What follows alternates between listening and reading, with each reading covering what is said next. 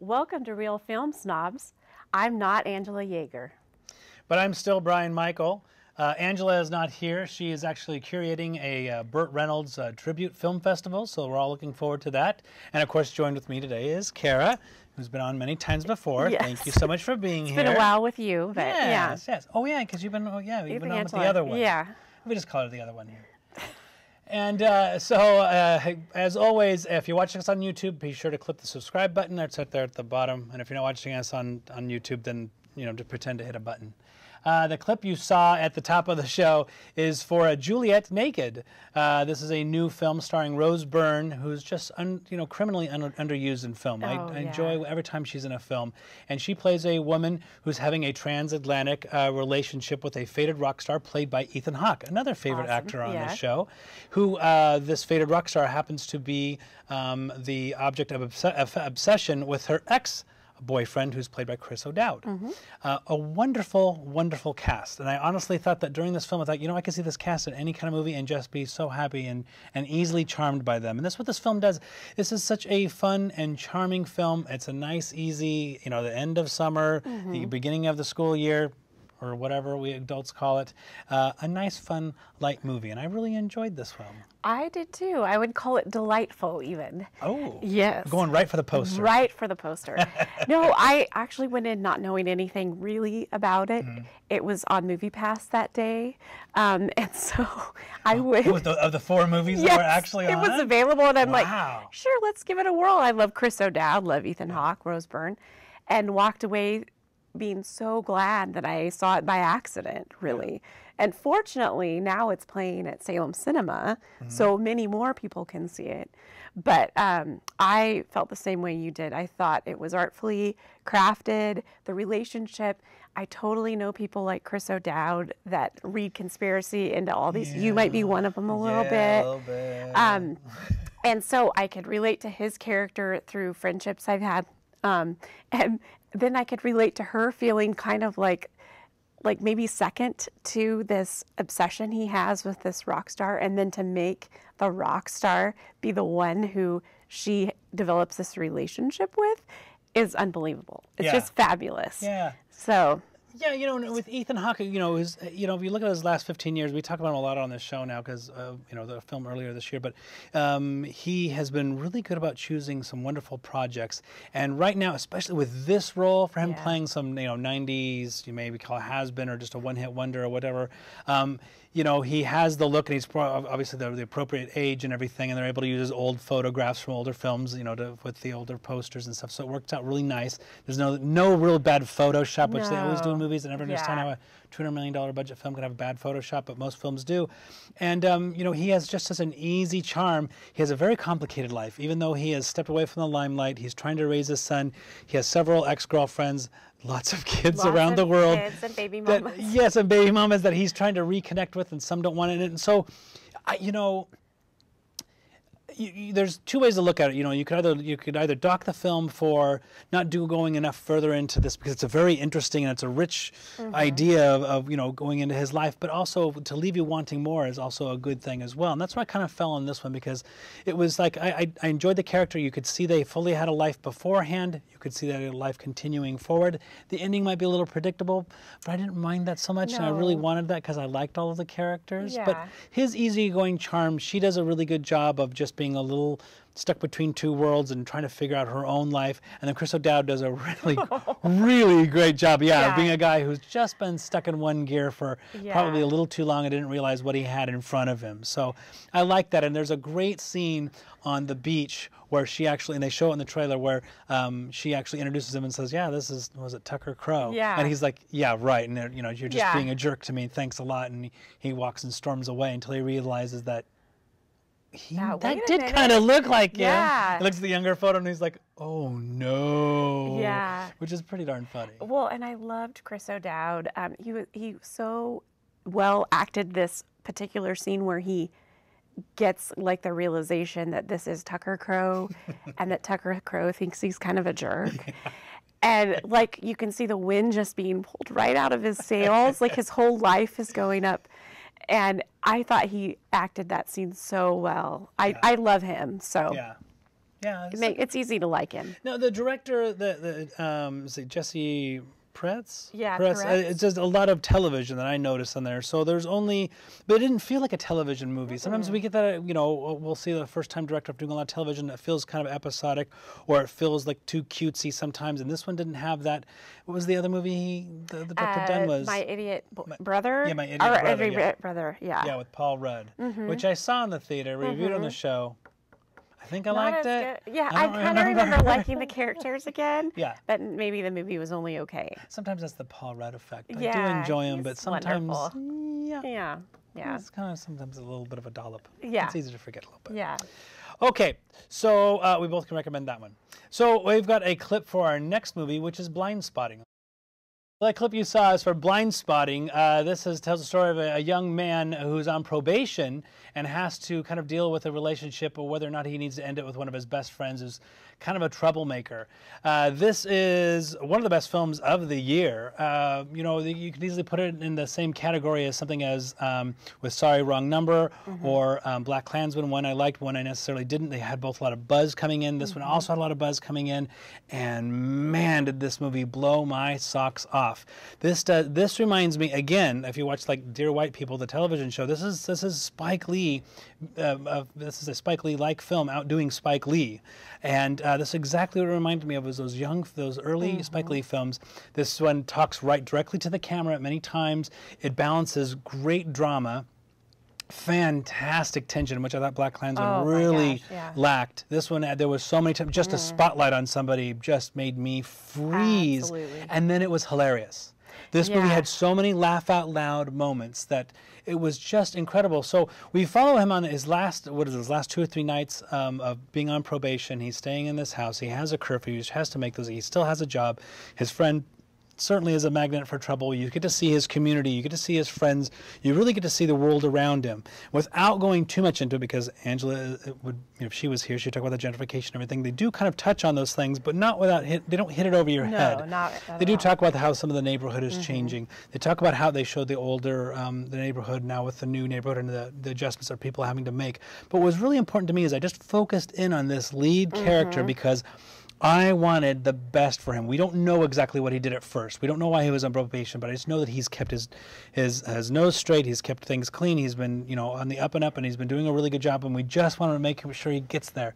He witnesses a murder that, we see so many times in films, and we get to see him really have to deal with it, and you forget that, oh gosh, yeah, it's, in real life, people have to deal with those things, where in movies, you kind of see those things happen all the time, and you're like, people usually just move on, but in this film, it's very realistic. Oh, absolutely. I absolutely love this film, and I forget where it was filmed, though.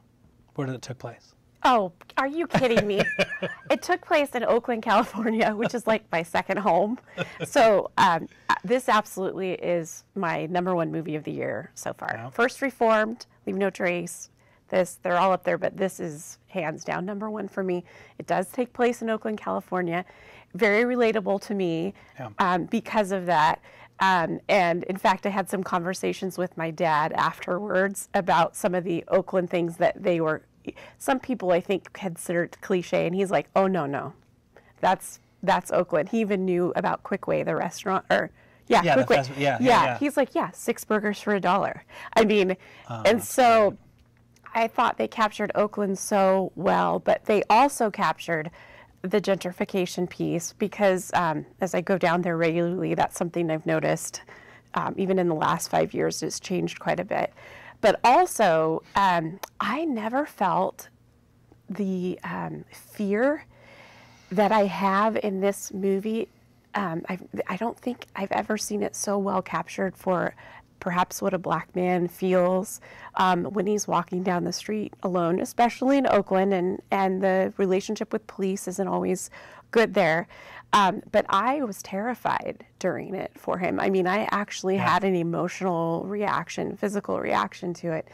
And I don't think I've ever seen it captured as well as I have in this movie. So, Yes, I give it 4 stars. You don't even have to ask. Yeah, no, in that walk now, David Diggs, who plays the main character, he's absolutely fantastic. He's famous for Hamilton, for the few thousand people who saw a Broadway play or bought the album. The rest of us may have seen him, like, in Unbreakable Kimmy Schmidt, which I really enjoyed him in. But man, he really holds the screen. You really feel for him. You get to see every range of emotion he has. The reason, when he gets the spotlight and he gets, the cop car pulls up beside him, there was an altercation that happened beforehand, which was terrifying, by the way, and also funny what led up to it. So, does such a good job of being funny. But there was something else, another added, I don't want to give anything away, a layer to it that when he was walking, and I mean, the whole row of us, because we traveled to go see this film because it wasn't playing locally, and we all just kind of held our breath, and it was just like, oh no. Yeah. Oh no. I mean, it was so incredibly good, but gosh, the humor of it was really what stuck with me as well. It was just being so incredibly funny. I think it's one of the funniest films. And the timing of the humor was totally appropriate. Even though we have these very serious moments, very scary moments, the humor is very appropriate where it's placed. Yeah. Yeah, and this is pretty much a film debut from Carlos Lopez Estrada. Yeah. I had seen a lot of shorts and everything, so this is really impressive. I can't wait to see what he does next. Well, no pressure. Yeah, I hope it's in Oakland again. Well, maybe go north. Okay, so on to our next movie. So our next movie is The Nun, directed by Colin Hardy. This is part of the Conjuring series. And it's the story of a priest and a young nun-to-be who has yet to take her vows. They go to a cloistered nunnery. I don't know if that's actually how you say it. Sounds good to me. In Romania, where a young nun has committed suicide. So they're sent there by the church to investigate. They meet a nice man along the way who kind of ends up helping them out in the end. But pretty much as soon as they get to the nunnery, I don't think that's the right word for it. No. Everything goes to hell. And literally and figuratively, wouldn't you say? Yes. I'm trying to think of what it's called. That's not a nunnery. It's where all the nuns It's a cloistered abbey. Sorry. Abbey. Yeah, so this one belongs in the Conjuring universe. So you had the Conjuring, you had the Conjuring 2, but in the Conjuring they had Annabelle, so you had Annabelle, which took place before The Conjuring, then Annabelle 2, which took place before Annabelle. Yeah. And then this one takes place before everything. Before Conjuring everything. 2, and it's the nun from Conjuring 2. And it's the nun from Conjuring 2 that actually infected her in Conjuring, the first one. Yeah. We just didn't get to deal with Valchek, until, the second one. So it's quite a little web there. It is. The Conjuring, the first one I loved, 4 stars. The second one I really enjoyed. Annabelle, the first one I thought was underwhelming, too many jump scares, and I honestly don't remember anything except for one of the scares. Yeah. Annabelle 2 actually got better because it terrifies teenage girls. Yeah. And that's scary. That was pretty good. Terrifying. The and bunk beds were awful. I know. Every toy, everything's awful. Scary. That was good.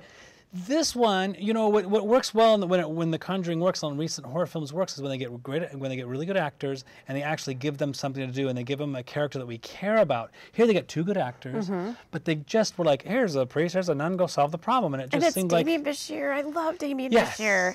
And Thaisa, is that how you say it? Farmiga, who's Vera's younger sister. Yeah. And they were fabulous. And Frenchie, I don't know who he is, but he was great. Very good, very good actors. But they give him, we don't really care too much about him because they didn't give us too much backstory. And then the movie is just jump scares. Yeah. It's all jump scares until the end where, gosh, I forget what point it was. I just went, no. I'm done.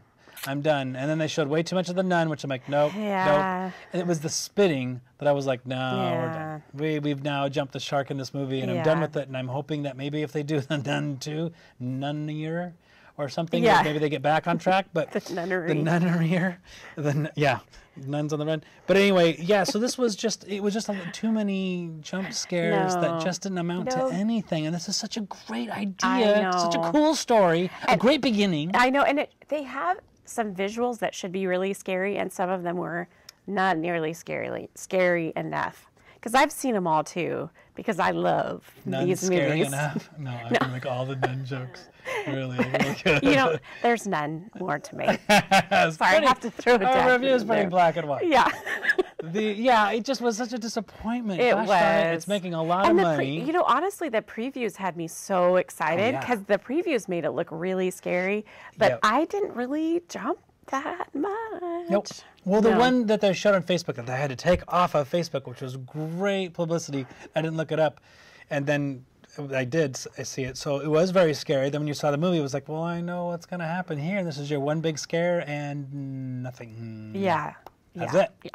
So, yeah, it just was such a bit of a waste there. I was so excited about this film. I really was, because I do enjoy this universe. So now it's kind of balanced where, I didn't like 2. And Yeah, I I go Conjuring 2, Yeah. Annabelle 2, yeah. this one, and then Annabelle. Ooh, really? Yeah, I like this better than Annabelle. Boy, I don't remember Annabelle at all, except for the door with the old lady, and then they Yeah. come running. Oh, yeah, that was. For those who are listening on radio, I just made this gesture. Yeah. And you didn't see it. So we go from nuns to airplanes. That's an easy transition, right? There's a nun on the airplane. There is a nun on the airplane. That is an important part. We're talking about the movie Airplane. If you haven't seen it, it's probably something you need to do in your lifetime. It is hilarious. It's the story of a fateful flight one night that ends up being taken over by a pilot who's afraid of flying. And it has Kareem Abdul-Jabbar in it. Yep. Has Leave It to Beaver's mom in it. It has a naked lady in it. Yep. It has all sorts of antics. Yes. Surely everyone should have seen this movie by now. It makes me laugh. I don't know about you. Yeah, so this is like, what is it, 81? It's a I classic think film. so. They had redone it. They just not redone, excuse me. They just had it shown in the local theater. We saw it. Yeah. We were going to be in a co-host. We thought, why don't we just show this as a? And Angela's like, what? We got all this segment. Yeah, I don't right, care. DVD yeah. classic. Who cares? It's one of the greatest comedies of all time of its sort. And in many ways, it kind of almost outdoes Mel Brooks what Mel Brooks did. Yeah. Which is pretty impressive. And it spoofed a bunch of airplane movies that were made through the 60s and 70s. And yeah, just to have, it's kind of funny because Robert Hayes' character, he's got PTSD, Yeah. which is not really a funny thing. No. But it was the 80s. We didn't really have an idea what There exactly was that no was. It was political fine. correctness No, at there's all. zero political No. correctness with this movie. Yeah. And it just kind of throws everything at the wall to see what sticks.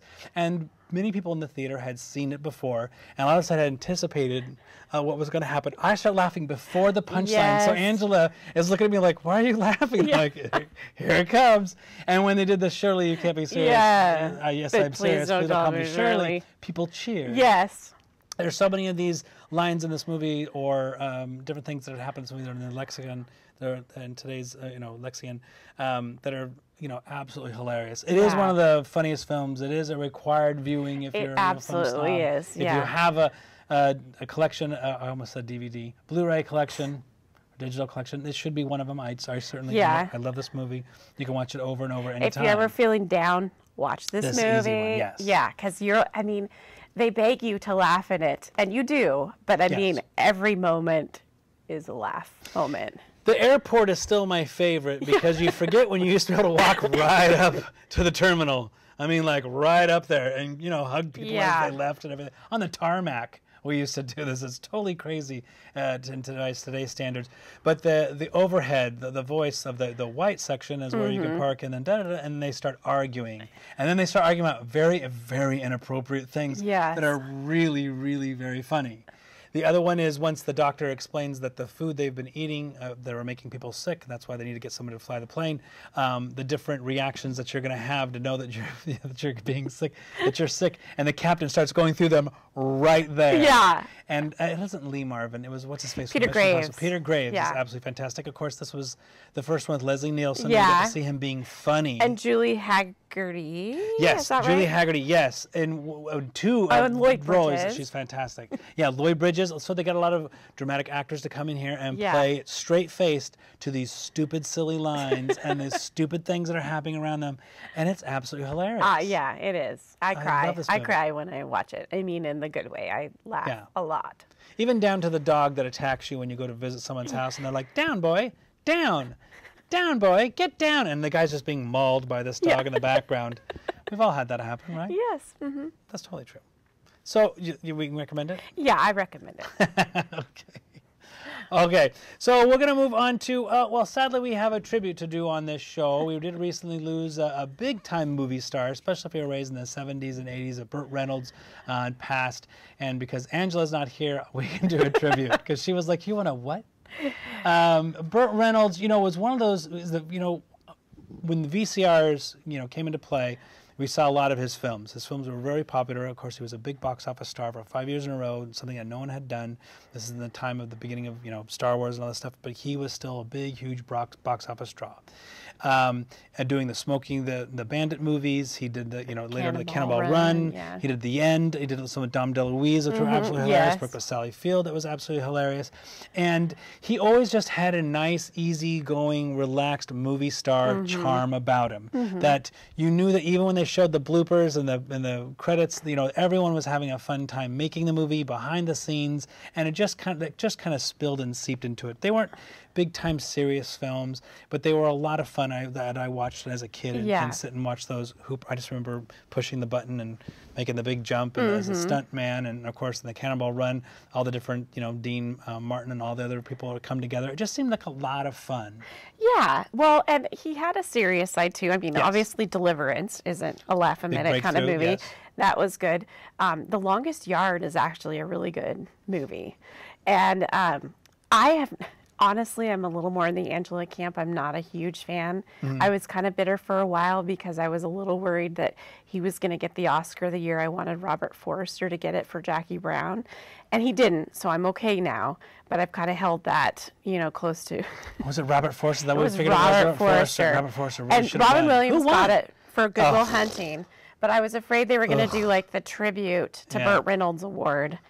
I wouldn't have minded if he got it. I would have. Over Robin Williams, I would have minded. No, but see, over Robert Forster, that would have really broken my heart. You think Robert Williams got it over his merit, over the, just as a given award for his longevity making crappy movies? No, I think he got it for his merit. Yeah.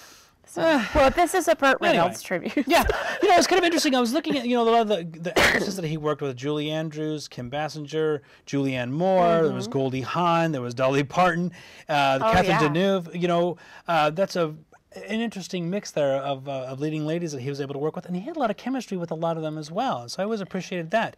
Now, my favorite film of his was a little film that they released on Christmas Day, or in Christmas time, I think in '75. It was a box office flop. It was a rare miss for him at that time, and it was called Hustle, and it was directed by Robert Aldrich. It's a fantastic film. It's got Catherine Deneuve in that one, where he stars as a cop. She's a prostitute. Of course they fall in love. That's what happens. And they're both trying to get out of their respective professions and go and live a life. And because the movie doesn't have the happiest ending, it's a really good ending. It didn't do very well, but that's the one that I always sticks out. I actually own that movie. I love that film. It's a fantastic movie. So. Well, and I don't think you can discount his tribute to television, the contributions he made to television. I mean, you know, he started in Gunsmoke and some of the old-time shows, but he really was a true television star, and he became a presence wherever he went on television. So it's like he walks in, he may not always play, you know, a specific character, but he was always Burt Reynolds. Yeah. And I think that takes a lot of talent in itself. Not everybody has that kind of chemistry and I don't know, swagger. Sometimes, you know, when a movie star can put a movie, you know, on their back and just kind of carry it through. Some of those Gator movies or White Lightning, I actually like some of those. Well, they're kind of like the redneck cinema was kind of fun. I mean, that was a part of that genre. I kind of enjoyed a lot of those. If you were an Archer fan, then obviously you're aware of who Burt Reynolds is, because they're constantly referencing him. So yeah, Deliverance would be another really good one. I think that would. I just was mad because his character gets injured and then he's kind of just out for the rest of the movie. So that was always kind of frustrating there. But so let's take a look here. So we're looking forward to that film festival, Angela. Let's get that going. Yeah, I'm all in for that. I'm hoping that they show Cop and a Half. You know, the interesting thing though about Burt Reynolds, though, he made the movies over and over again, and eventually that kind of burns out your audience. Yeah. Eddie Murphy, Adam Sandler, pay attention. And then just do like what Kurt Reynolds with Clint Eastwood did. He's able to sustain a long career. So that's one of the things you can learn from there. So we both were able to recommend Juliet Naked. Yes. Which is fun when you buy a ticket. I'd like one to see Juliet Naked. Blindspotting, which we think is one of the best films of the year. I'm pretty darn sure Angela thought it was a 4-star film as well, if I remember correctly. We both enjoyed Airplane as well as Burt Reynolds, and we don't recommend The Nun, unfortunately. Gosh darn it, why is horror so hard to do right? I don't know. It had a big budget, well, $20 million budget. Yeah. Okay, so as always, please, oh, here we go. Like us on Facebook, watch us on YouTube. You can follow us on Twitter. You can listen to us on KMUZ. You can watch us here in Salem, Corvallis, as well as Silverton. We want to thank our amazing crew. I want to thank Kara for stepping in. Thanks for having me. And kind of classing up the place. As well as check out our sponsors, our wonderful, wonderful sponsors. And we'll see you next time, Angela. And as always, have a great day and great movies.